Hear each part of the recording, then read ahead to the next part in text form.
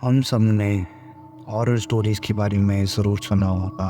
बहुत सारे horror games के बारे में सुना है जो कि काफ़ी चैलेंजिंग, बहुत थ्रिलिंग होता है। मैंने एक स्टोरी पढ़ी है जो कि रियल लाइफ पे बेस्ड है। उसका थीम है एलिवेटर हॉरर चैलेंज। तो गाइस, ये कहानी है एक टीनेजर की जिसको हॉरर स्टोरीज़ पढ़ना और मिस्टीरियस फैक्ट्स के बारे में डिटेल इंफॉर्मेशन लाना बिल्कुल पसंद था। वो क्रीपी स्टोरीज पढ़ता था और पैरानॉर्मल डॉक्यूमेंट्रीज देखा करता था। अब वो मिड 20s में आ चुका है और अभी अपना काम करता रहता है। अभी वो एक ऐसे गांव में रहता है जहाँ पे 300 लोग बसे हुए हैं और कोई भी एक दूसरे से बात नहीं करता है। वो एक इंट्रोवर्ट किस्म का इंसान होता है जिसको अपने आप से मतलब रखना बेहद अच्छा लगता है। तो वो उसको बॉस का कॉल आता है। वो बोलता है कि आपको बिजनेस ट्रिप के लिए इनवाइट किया जाता है और ये बिजनेस ट्रिप 5 दिन का होता है और उसको बहुत अच्छे से होटल में जाना होता है काम के लिए। तो 4 दिन बहुत अच्छे उसके बीतते हैं। 5वें दिन में क्या होता है कि रात के टाइम वो स्टेयर्स से चलते चलते एलिवेटर की तरफ जा रहा था। तो उसके माइंड में आता है कि क्यों ना एलिवेटर गेम ट्राई किया जाए। एलिवेटर हॉरर चैलेंज एक ऐसा चैलेंज है जिसमें अगर आपका गेम पास हो जाता है, अगर आप गेम सक्सेस कर जाते हो तो आप एक दूसरे डायमेंशन के अंदर चले जाते हो। और वही अगर गेम आपका फेल कर जाता है तो नॉर्मली आपका रहता है लाइफ। तो वो ट्राई करता है। वो सोचता है कि यार ये क्या है, ये कौन खेलता है। तो वो वैसे ही ट्राई करने भी जा रहा होता है।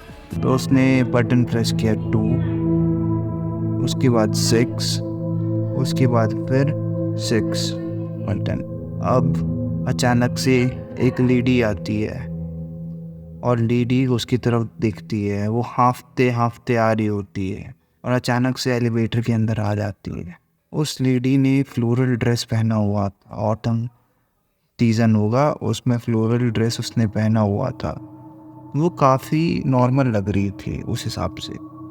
उसमें इंस्ट्रक्शंस में साफ साफ बोला था कि 2 दूसरे बटन, 6 बटन और नेक्स्ट अगर आप 6 बटन दबाते हो तो एक लेडी आएगी। और उसको विश्वास हो जाता है, लेकिन अब भी उसका भरोसा उस पर नहीं था, उस गेम पे। वो सोच रहा था कि ये तो कोइंसिडेंस हो सकता है। अब अगला आखिरी बटन था 10th बटन।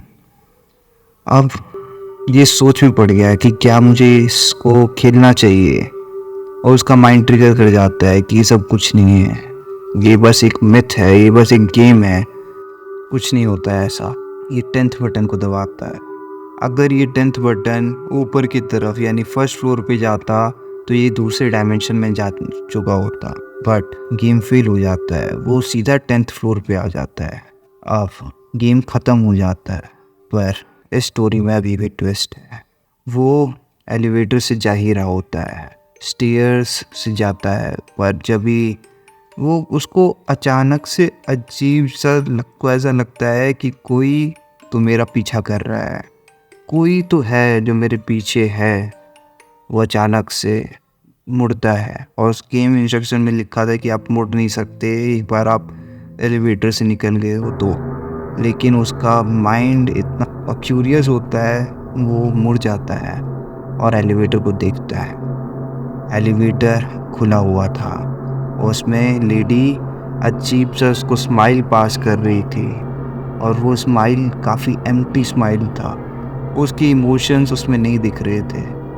उसने उसको देखा नीचे जाते हुए। एलिवेटर के बटन को उसने प्रेस किया और वो नीचे की तरफ नीचे वाले फ्लोर पे चली गई। उसको अजीब सी बेचैनी हुई, घबराहट हुई। वो अपने रूम की तरफ जाता है। अब जब वो रूम की तरफ जाता है, यूजुअली वो 10 बजे सो के 8 बजे तक उठ जाता था। बट इस बार वो जब उठता है तो काफ़ी जल्दी उठ जाता है, 2 बजे के आसपास उठता है और उसको पेट में दर्द होता है और अजीब सी आवाज़ें आती हैं। उसको ऐसी आती है कि उसको लगता है कि कोई लंबी लंबी सांसें ले रहा है और कोई कोई चिल्ला रहा है सांसों के साथ। और वो आवाज़ यहीं से आ रही थी, यानी उसी के रूम से आ रही थी। वो जब भी देखता है तो उसको कोई दिखाई नहीं देता है। फिर वो ध्यान से जब सुनता है तो उसको समझ आता है कि ये बेड के नीचे से आ रही है। उसको डर लगता है, उसको लगता है कि ये हो ना हो उस एलिवेटर चैलेंज की वजह से ही हो रहा है।